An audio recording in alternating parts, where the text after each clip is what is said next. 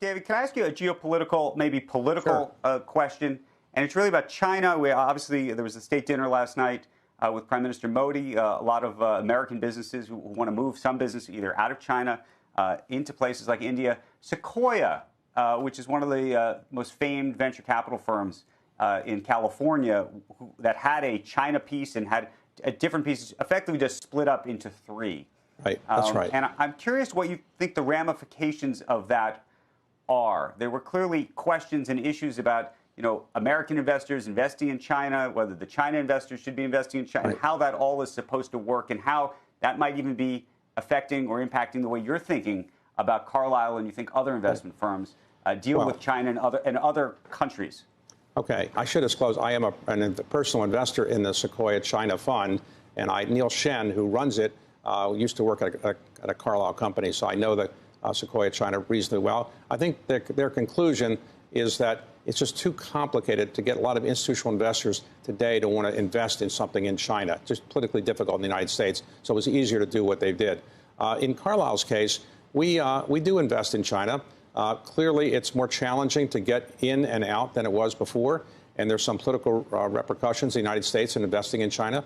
That's why a lot of people are rushing to go to the state dinner with the Prime Minister of India, because now people want to shift to India. And India is seen as politically safer in the United States to invest in. It's an attractive place to invest. We are a large investor there. But I don't think China is going to disappear as a place that Americans want to invest in. They just want to probably not be caught and criticized for it as much. But I do think it's a mistake to think that we can decouple from China. That's just not realistic. Our economies are really linked, and they're going to be linked for quite some time. But do you imagine within the investment world that there's going to be more of this sort of splintering? I mean, we used to talk about the idea of splinter net, meaning the internet was going to split, that this whole idea that we were, everyone would come together in Davos, and that there was this, the idea of globalization. Does the Sequoia situation, is that an episode that is suggestive of something larger?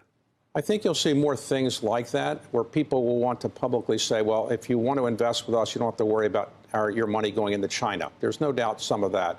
But I think in the end, we have to recognize that we have economies that are linked and have been linked for some times. And I think while there's some political problems right now between the United States and China, I think it's unrealistic to think that we're going to be able to decouple in any meaningful way. And I just think that investors should recognize that. Now, I think the administration is looking at lots of things to kind of say, well, we don't want people investing in China quite the way that they used to.